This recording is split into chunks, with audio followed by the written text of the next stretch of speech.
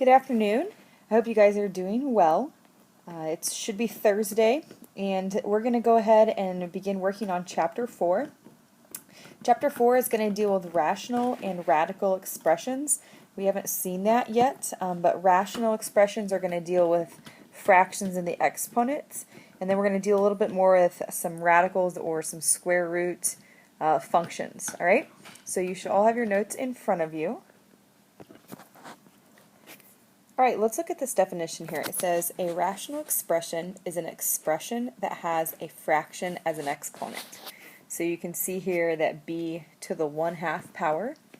1/2 should be small, it's an exponent.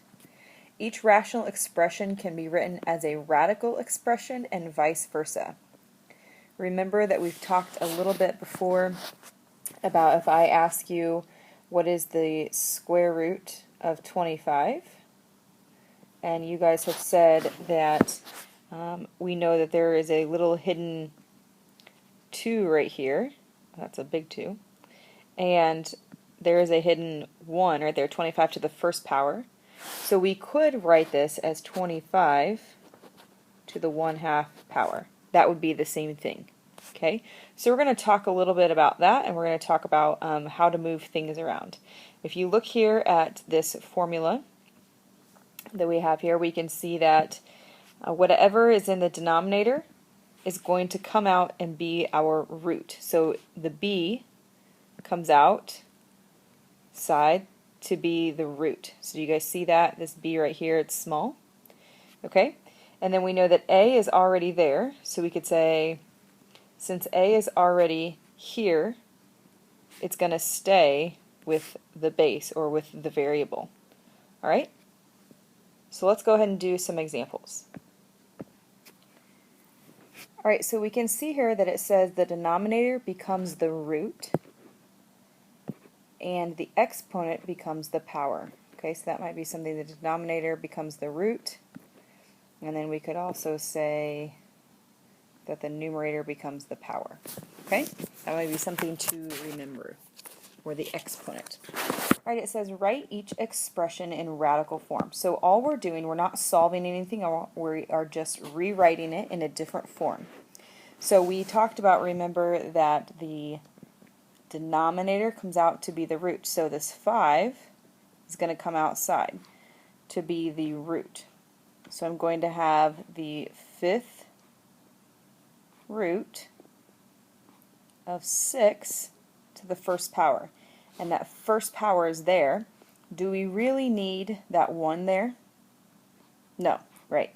So really my answer could just be the 5th root of 6. We haven't learned how to simplify that yet. All we're doing is rewriting it in different form. Okay, so then we're going to go ahead and look at the second example here.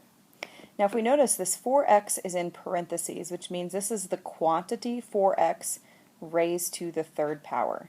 So again, we talked about how the 3 becomes the root. Okay, so I'm going to write the cube root of 4x. And if I write the first power like that, doesn't that mean that x is just going to the first power? But instead it should be the entire 4x term. So if you have parentheses like this, then you need to, when you put it in under the radical, that you put the whole thing in parentheses. So then this says the whole term 4x goes to the first power. Okay? But again, do we need that first power there? We said no. So we really could just write this as the cube root of 4x. Now because it's to the first power, I don't have to have parentheses around it. Okay? All right, example number 3. Why don't you go ahead and try this one on your own? I'll give you a minute to do that.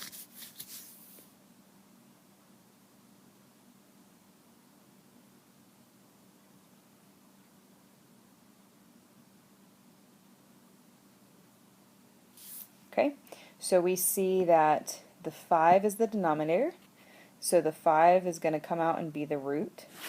So I would have, I'm going to write it underneath here because we're going to do some work, the 5th root of 5x, but then the whole 5x term is being squared, So I want to make sure that I put 5x in parentheses and then put my squared out here. If I don't do that, then I will have 5x squared, which is not the same thing. This is just saying the x is squared, and we know that it's not just the x that's squared, it's the entire 5x that's squared. You also might see this written as the fifth root, sorry, my pen's not working, the fifth root of 5x, and then you might see the entire problem squared, which these two things would be equivalent statements. Those are the same thing. So you can either put the radical underneath, like so. You can put, you can put the parentheses underneath the radical, or you can put them on the outside. It's going to mean the same thing. Alright? Alright, let's look at example number 4. Now it says write each radical using rational exponents. So now what we're going to do is we're going to go the opposite direction. We're going to change the radical into a rational expression with fractions in my exponent. Alright? So we know that, let me get my pen here. We know that our root becomes our denominator, right? Well, what's the numerator for 26? I'm sorry, not the numerator, the exponent, excuse me. What's the exponent of 26? We know the exponent of 26 is really 1, right? So if I take the 4 and I bring the 4 out to be the denominator, this would be 26 to the 1/4 power. Please make sure your 1/4 looks like an exponent and not something else. Okay? Make sure it looks like an exponent. Alright? Let's go over to example number 5. Now I have a cube out here. So if I have a cube out here, when I bring it in, it's going to be, this one looks a little bit different because I have exponents underneath my square root, or underneath my radical already. So if I already have exponents underneath my radical, the best way to probably do this is to say this whole thing in parentheses. So I'm going to say 6x to the 5th, y to the 7th, this whole thing in parentheses. I know that 3 is my denominator, but could you say that this entire problem here is raised to the first power?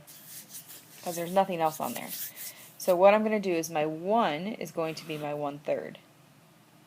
Now, you could, if you wanted to, you could distribute this 1/3, and it could be 6 to the 1/3, x to the 5/3, y to the 7/3, but that's getting a little ridiculous. Okay, so I don't want you to distribute it through. Instead, if you didn't have time to write that down, that's fine, I don't want you to. I want you to leave it like this. The entire expression to the 1/3 power. Because remember, we are right now not worried about evaluating it. We just want to put it in different form. Okay? Alright, I'll give you a minute to go ahead and try example 6. So why don't you go ahead and try example 6.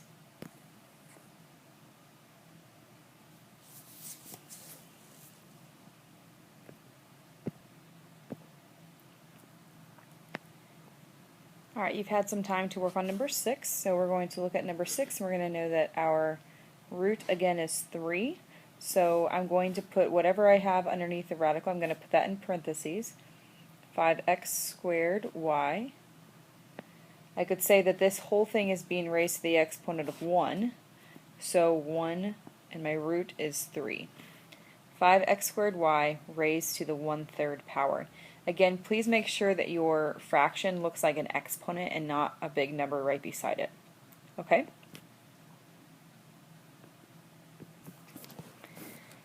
Alright, now we're going to look at what happens when we evaluate rational expressions, which means now we're not just changing the form, we're going to change the form first and then begin to simplify. Alright, so some of these can get a little bit tricky, so I want you to try and pay attention and do your best. Alright, so it says the first hint, I don't know what 125 raised to the 1/3 power is. I don't know what that means. Okay, so the first thing it says to do is it says to change it to radical form. Okay, so as we're doing this, we want to make sure we change it to radical form first, which we just practiced doing. Okay, so the first thing I'm going to do is change this. I know that this becomes my root. So this becomes the cube root of 125. All right. Remember, we've talked about whatever number is out here, that's how many in the group we want to find. So for instance, how many groups of numbers are there in pairs or in orders of 3? Yeah, that made no sense. Okay, so let's try let's try this. All right, so if we're going to break 125 down, okay, so that's 25 and 5. We know that 25 breaks down into, oops, 5 and 5, right? Remember, the number out here tells me I'm looking for a group of 3 numbers that are the same. There we go. That's what makes sense. All right, so in this I have a group of 3 5s. Perfectly, right? So the cube root of 125 is just 5. There's nothing left to go underneath the radical, so this is all the way finished. The cube root of 125 is 5. Also, 125 raised to the 1/3 power is 5. All right? So let's look at number 8 here. We have a couple things going on. The difference between 7 and 8 is that 8 has a variable, right? Number 7 didn't have a variable. So the first thing we're going to do is we're going to start by kind of distributing, if you think about it that way. So this becomes 27 to the 2/3. And then I'm going to draw a line here, and I'm going to do x to the 2/3. Because it's easiest to deal with our variables first, because there's not going to be a lot of work that has to be done to them. I can't simplify x to the 2/3 anymore, so I'm going to leave that as is. But let's look over here at 27 to the 2/3. Another way we could write that is the cube root of 27 squared, right? That means the same thing. The cube root of 27 squared. Okay? Well, I don't know. I think 27 squared is, I don't know, some crazy number. 27 times 27. Yeah, 200. Well, that's not right. 729. Okay, well, I don't know what the cube root of 729 is. So I think the best thing for us to do here is to say, all right, I want the cube root. 27 squared means I have two 27s in here, right? That's what that really means. And we can break down 27, all right? So I have 3, 9, 3, 3, 3, 9, 3, 3. Okay, you go ahead and break that down.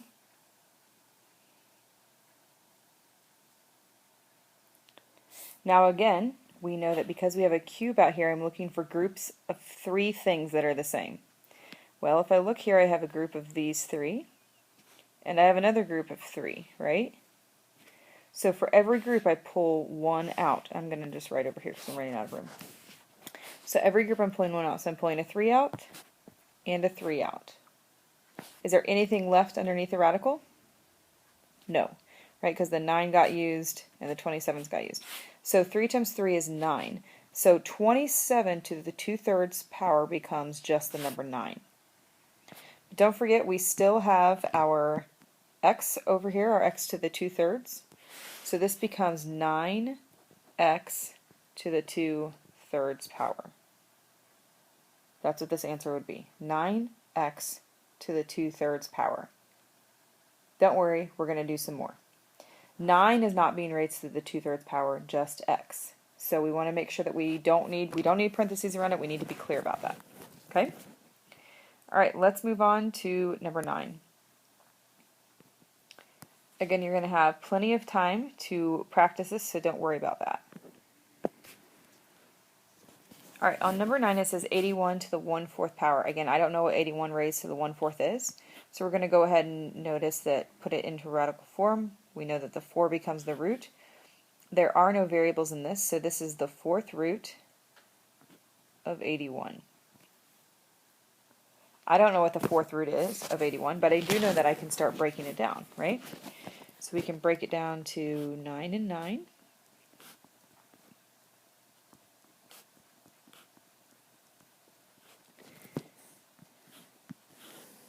So I have 3, 3, 3, and 3. Remember, this number here tells us we need a group of 4 things that are the same. That's how many should be in your group. So I have 4 3s. So 4 3s make one group. So this means the 4th root of 81 is just 3. So my final answer is just 3. All right, for every group you only pull one out, remember? All right, let's do a few more so you guys can really get the hang of it. All right, so if we look back to number 8, which was very similar to this one when we had a variable in there, remember the first thing that we're going to do is to basically distribute the 3/2 to both things here. Okay, so I'm just rewriting it, 81 to the 3/2, and then I have n squared to the 3/2. Alright, so I basically just distributed it. So let's take care of this n squared to the 3/2. When we multiply x, or when we have an exponent raised to an exponent, remember we multiply them, right? If I had like x to the 3rd raised to the 4th power, that would be x to the 12th, right? So the same concept is true here. So I need to make sure that I multiply 2 times 3 over 2. Well, 2 over 1 times 3 over 2 is 6 over 2, and 6 over 2 is 3. So this whole thing right here becomes n to the 3rd power. Okay? N to the 3rd power. Multiplying fractions, that's all that is. So I know that what that is for sure over there.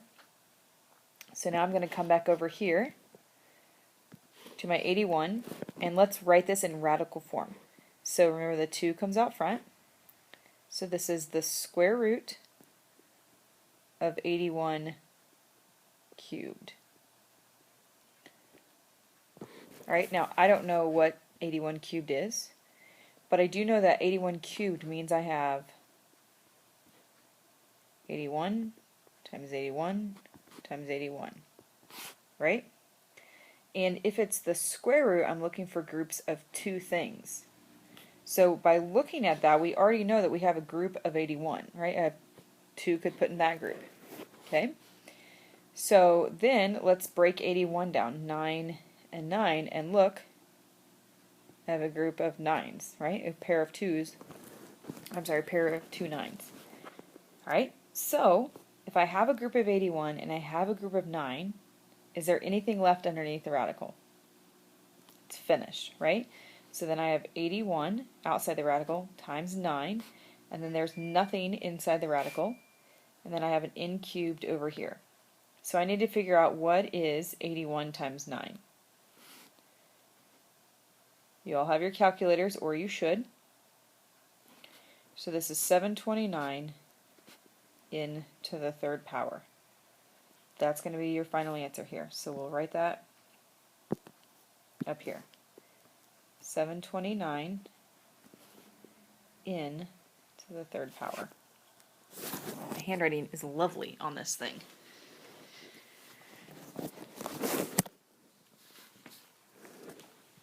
Alright, I'd like for you to attempt number 11 on your own. Start it the same way we did 10, where you're going to distribute the 1/2 to each thing.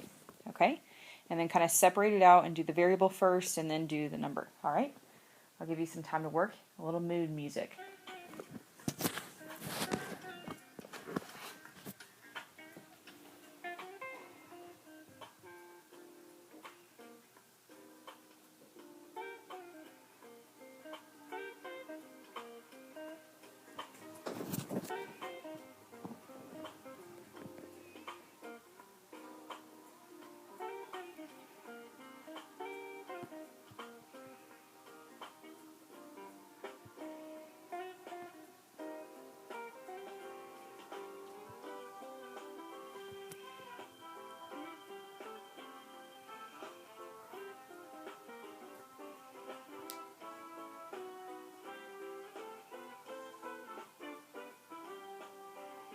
About 10 more seconds.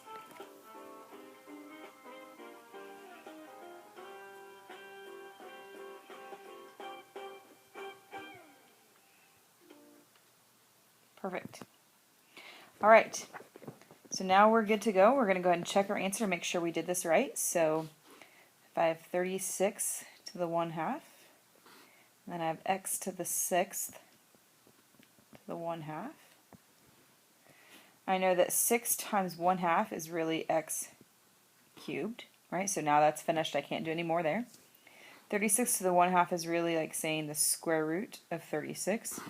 And the square root of 36 is 6x cubed. So my final answer, 6x cubed. Raise your hand if you got that right. Excellent.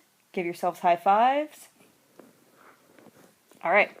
You brave enough to start number 12 on your own? Yes, Miss Miriam, we are. Great. Okay. I want you to start number 12. Do it the exact same way that we just did number 11. A little mood music. Here you go.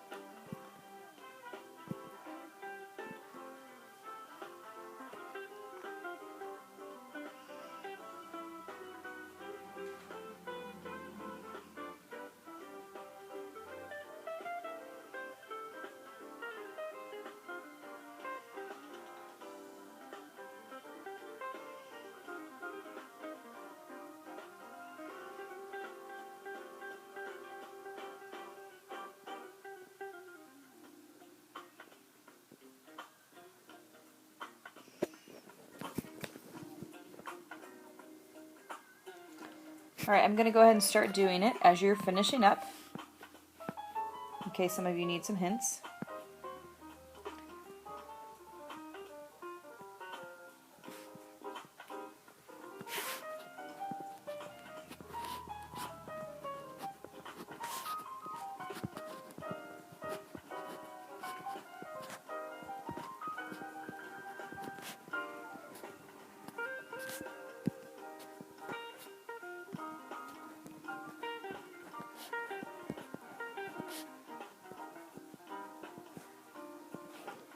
So our variable should be x to the 9th.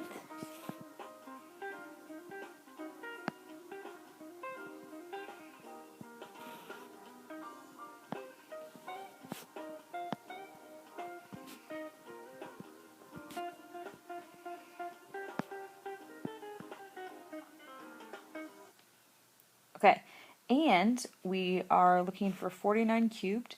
So the square root of 49 cubed, again, I'm looking for groups of 2, right, because there's that hidden 2 right there. So we're going to look for groups of 2, so I have two 49s here. Okay, so I don't need to break those down.